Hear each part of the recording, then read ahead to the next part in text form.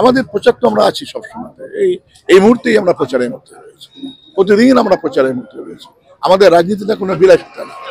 আমরা 365 দিন এই কৃষ্ণনগর লোকসভা কেন্দ্রে মানুষের সঙ্গে আমরা থাকি, শ্রমিকের সঙ্গে, ক্ষেতমজুরের সঙ্গে, কৃষকের সঙ্গে, তার ন্যায্য ফসলের দাম, ক্ষেতমজুরের 100 দিনের কাজ, তার মজুরি, অসংগঠিত শ্রমিকদের মজুরি, ICDS, মিড ডে মিল, আশা, এই সমস্ত মা বোনেদের উপর যেভাবে দমন পীড়ন চলছে, তাদের যেভাবে হেনস্থা হতে হচ্ছে, তাদের যেভাবে মজুরি পাচ্ছে না, তাদের কাজের স্থায়িত্ব নেই, আমরা লড়ছি। আবার একদিকে যখন আমরা দেখছি যে চাকরি, যারা মেধা সম্পন্ন ছাত্রছাত্রী, যাদের চাকরির বিনিময়ে মানে টাকার বিনিময়ে কাজ দেওয়া হয়নি, তাদের দুর্নীতি, সেগুলোর বিরুদ্ধে আমরা লড়াই করেছি, অবস্থান করেছি। কিন্তু আমরা ভাই প্রতিদিনই লড়াইয়ের মধ্যে রয়েছি। এখন এটা নির্বাচন, এসব বিষয়গুলোকে আবার নতুন করে আমরা মানতে পারি।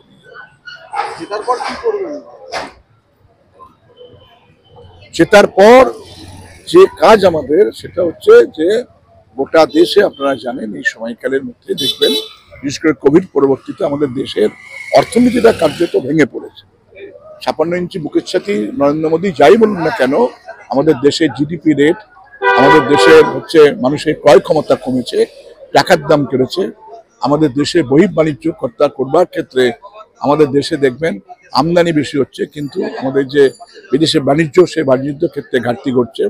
আমাদের দেশে বেকারি বাড়ছে, আমাদের দেশে কৃষকরা ফসলের দাম পাচ্ছে না, দিল্লি তাদের অবস্থান করতে হচ্ছে। আমাদের দেশে বেকারি এই সময়কালে বেড়েছে, ক্ষুধার্ত মানুষের সংখ্যা। একজন এই পার্লামেন্টে ভূমিকা থাকে নীতি তৈরি করবার ক্ষেত্রে, সেই নীতিতে আমরা দেখেছি এই সময়কালে যারা পার্লামেন্টে ছিলেন, সে তৃণমূল কংগ্রেস বলুন, বিজেপি বলুন, আমাদের রাজ্য থেকে যখনই জনবিরোধী নীতি সেখানে বিল পাস হয়েছে, তৃণমূল কংগ্রেস ওয়াকআউট করেছেন, কার্যত বিজেপিকে সমর্থন করে দিয়েছেন। এবং সমস্ত বিজেপি, আমাদের কাজ হবে পার্লামেন্টে মানুষের পক্ষে কাজ করা, আইন তৈরি করা, সব অংশের মানুষের জন্য আইন তৈরি করা, সেই কাজে আমরা ভূমিকা নেব। পাশাপাশি আমাদের যে 1 নম্বর কৃষ্ণনগর লোকসভা কেন্দ্রের যে উন্নয়ন তো একটা সামগ্রিক ব্যাপার। উন্নয়ন শুধুমাত্র একটা ঝাঁ চকচকে আলো দিয়ে উন্নয়ন না। উন্নয়ন মানে হচ্ছে আপনাকে তোমার সব পার ক্যাপিটা ইনকাম, তার ক্রয় ক্ষমতা বৃদ্ধি, তার মানব সম্পদের উন্নতি, তার স্বাস্থ্যের উন্নতি, তার শিক্ষার উন্নতি। যে শিক্ষাটা আজকে দিল্লি রাজ্যে ভেঙে পড়েছে কার্যত, দেখেছেন প্রায় আমাদের রাজ্যে 4.5 লক্ষের উপরে ছেলে মেয়ে এবারে মাধ্যমিক শিক্ষা ক্ষেত্রে কমে গেছে। এগুলো আমরা এইসব ভূমিকা পালন করতে হবে। উন্নয়ন মানে সামগ্রিক মানব সম্পদের উন্নয়ন। আমাদের লোকসভার মধ্যে সেই ভূমিকা কৃষ্ণনগর পার্লামেন্ট কনস্টিটুয়েন্সির মধ্যে যেতে হবে, এবং এই কথাই দিল্লিতে তুলে ধরা হবে। দিল্লিতে যা বলা হবে কথা, কোনো কর্পোরেটের জন্য না, কোনো আগামীর জন্য নয়।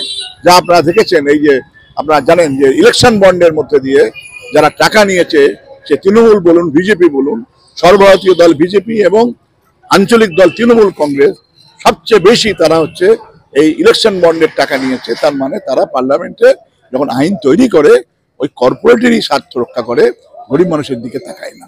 একমাত্র CPIM, কাস্ত হাতুড়ি, তারা লাল ঝান্ডা, তারা এই কর্পোরেটের কাছ থেকে কোনো ইলেকশন বন্ডের টাকা নেয়নি, মামলা করেছে, সুপ্রিম কোর্ট রায় দিয়েছে।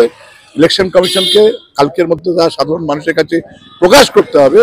সেই দল হচ্ছে CPIM, বামপন্থী দল, তারা লড়ছেন। এর মধ্যে